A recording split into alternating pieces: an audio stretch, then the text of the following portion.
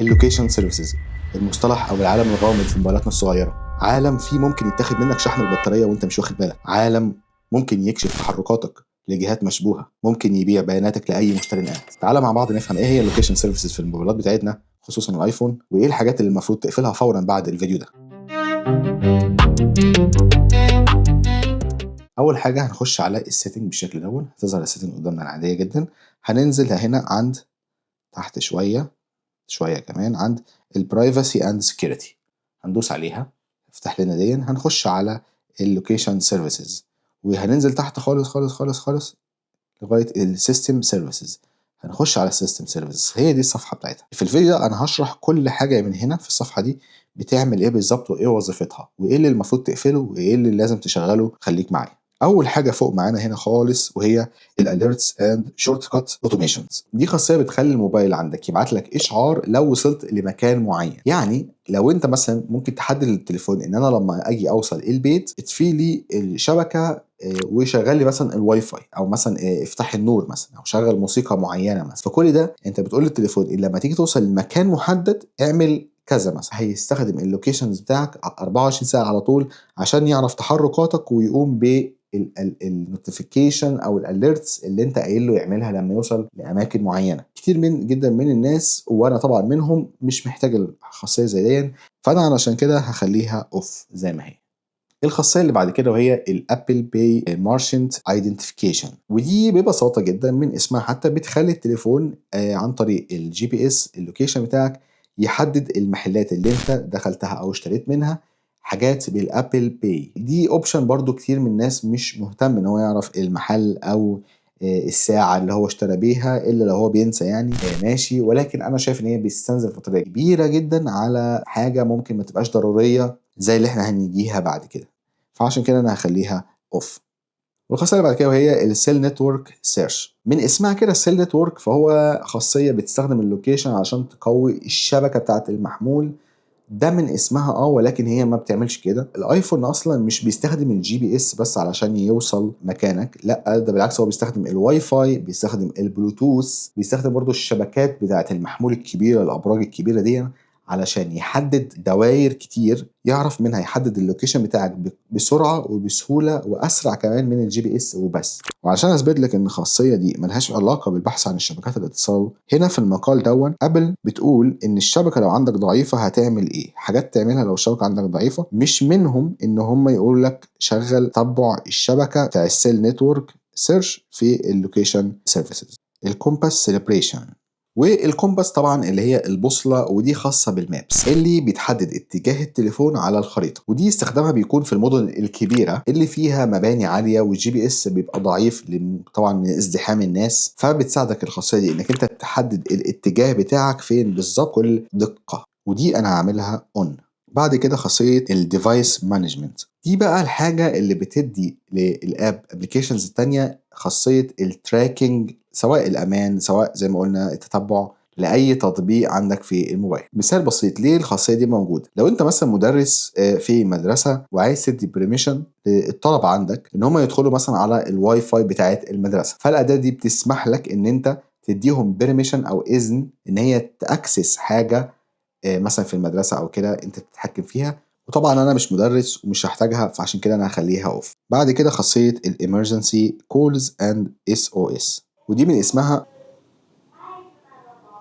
ده روبابيكيا في اليابان. لو انت مشغلها ولا قدر الله حصل لك مثلا حادثه او اي مشكله وحبيت تتصل بإمرجنسي، فالموبايل بتاعك اوتوماتيك هيبعت اللوكيشن اللي انت فيه بالظبط للجهات المختصه. فانا علشان كده هسيبها طبعا اون. بعد كده خاصيه الفايند ماي ايفون، طبعا دي لازم تكون اون. طبعا الموبايل ده حاجه يعتبر غاليه، لو ضاع منك لا قدر الله تقدر تلاقي اللوكيشن بتاعه. ده بيفعل اللوكيشن حتى لو الموبايل مقفول نفسه تقدر توصل له بكل سهوله بالظبط في المكان اللي هو بيبقى فيه. طبعا هعملها اون. بعد كده خاصيه الهوم اكسسوارز، ودي اللي منكم يعرف برنامج الهوم بتاع ابل، دي خاصه بالتحكم بالادوات اللي بتضاف في برنامج الهوم، مثلا اللي هي اللمض اللي بتتحكم بيها عن طريق الموبايل، الثلاجه، الغساله، الحاجات اللي انت تقدر تتحكم فيها عن طريق الموبايل، ستاره مثلا او حاجه زي كده. انك تظبط التليفون ان انت لما تسيب البيت وتمشي اطفي النور ورايا. فهو هنا بيعرف من اللوكيشن من الهوم اكسسوارز. بس خلي بالك ان اللوكيشن بتاعك كل مقري 24 ساعه على طول عشان يتاكد ان انت هل سبت المكان ولا لا. فكل دون استهلاك كبير جدا للبطارية، ودي طبعا هعملها اوف. بعد كده خاصية الان اب ويب براوزنج، ودي حاجة ممكن تلخبط شوية من الاسم. برضو اي موقع انت بتفتحه جوه برنامج او جوه تطبيق معين في مثلا لينك الخريطة او لينك لمثلا حجز مثلا، ده بيخلي لو انت مفعلها التطبيق يطلب اللوكيشن بتاعك من الموبايل نفسه، ولو مقفولة مش هيقدر يوصل للمكان بتاعك حتى لو هو عنده الصلاحية أصلا لاستخدام اللوكيشن، ولكن هو ما عندوش الصلاحية لاستخدام اللوكيشن في صفحة ويب جوه البرنامج بتاعه. أنا عشان ما بستخدمهاش فطبعا أنا هعملها أوف. بعد كده خاصية الموشن سيلبريشن اند ديستانس، دي خاصية بتعمل تتبع للمشي بتاعك من الموبايل.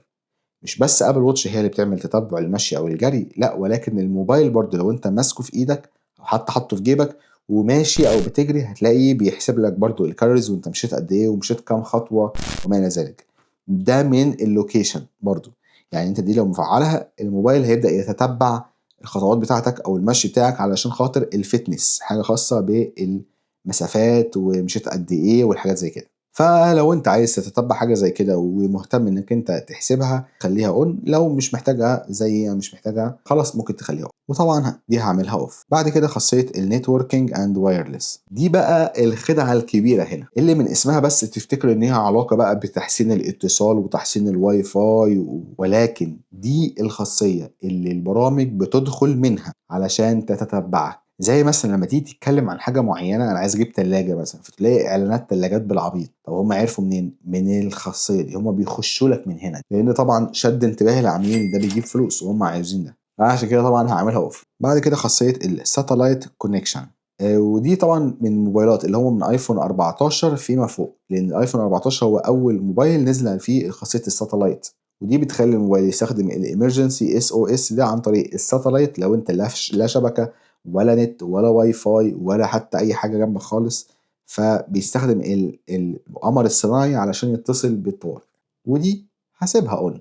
بعد كده خاصيه السيتنج تايم زون، ودي طبعا من اسمها ان التليفون بيستخدم اللوكيشن بتاعك علشان يظبط الوقت على اللوكيشن بتاعك. انت لو مش بتسافر بره البلد ولا قاعد في محافظه الفرق ما بينها وما بين مثلا محافظه تانية في نفس البلد فرق توقيت مثلا، فانت مش محتاج تشغلها. وخلي بالك دي سفاحه بطاريه، بتستخدم اللوكيشن بتاعك في اي وقت وعلى طول علشان يتاكد ان انت في التايم زون الصح. فيا سيدي لما انت تيجي تسافر يبقى شغلها يظبط لك التوقيت بتاعت البلد اللي انت فيها وبعد كده تطفيها تاني، ودي هعملها اوف. بعد كده خاصية الشير ماي لوكيشن، دي بتخليك تعمل شير للمكان اللي انت فيه، زي مثلا الواتساب مثلا الماسنجر او حاجه زي كده اللي هي شير ماي لوكيشن، بتدوس عليها بيبعت للشخص الاخر المكان اللي انت فيه على طول. دي موجوده يعني في الواتساب والماسنجر، انت شير ماي لوكيشن على طول بيبعت له اللوكيشن بتاعك.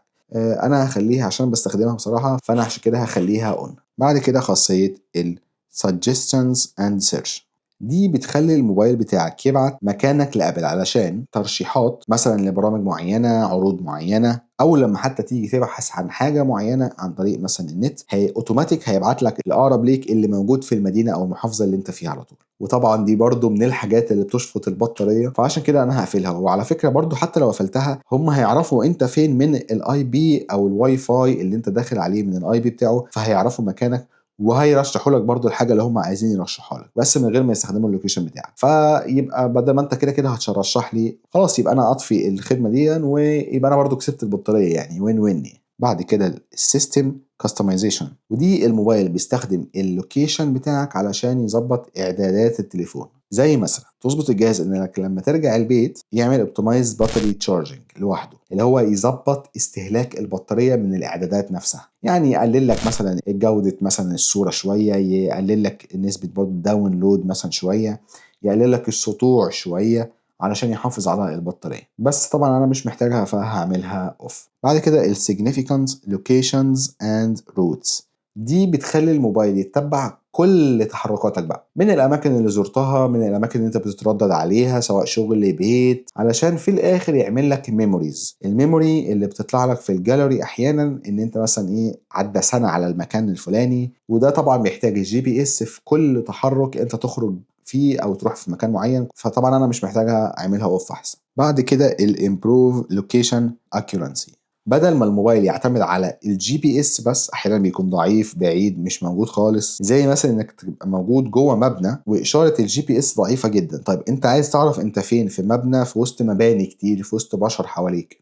لو مشغل الخاصية دي بتخلي الموبايل ياخد الواي فاي مثلا أو البلوتوث من الواي فايات اللي حواليك علشان يحدد الموقع بتاعك أسرع حتى من الGPS، حتى لو هي كانت ضعيفة. ودي أنا هسيبها اون. بعدين خاصية الروتينج اند ترافيك، ودي خاصية بتستخدم اللوكيشن بتاعك علشان يعمل تحليل للأماكن ويقول لك إن الطريق مثلا زحمة، الطريق مثلا فيه مشكلة، فيه عطل، ما يعرفش إيه، من اللوكيشن بتاعك، يعني للآيفون الغلبان اللي أنت ماسكه.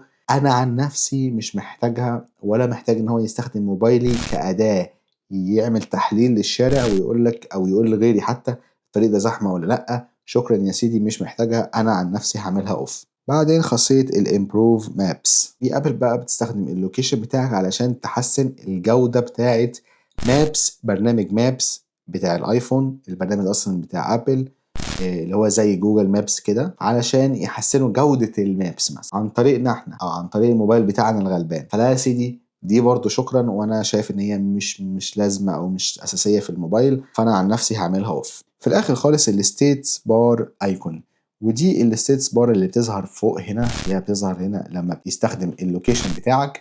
في ناس بتقول ان هي لا، انا مش عايزها يظهر عشان ما احسش ان الموبايل بياخد مني اللوكيشن. انا رايي ان انت خليك واقعي، اعرف امتى الموبايل بيستخدم اللوكيشن بتاعك، اعرف امتى لما بتفتح او بتعمل انهي بروسيس الموبايل حاليا بيستخدم اللوكيشن بتاعك. فانا رايي خليك واقعي، خليها اون. كده احنا نعتبر لمينا باغلب الحاجات بتاعه اللوكيشنز وشرحناها كلها جزء جزء. فاتمنى يكون الفيديو ده عجبكم واستفدتوا منه بحاجه كويسه، واشوفكم في الفيديو القادم ان شاء الله تعالى. سلام عليكم.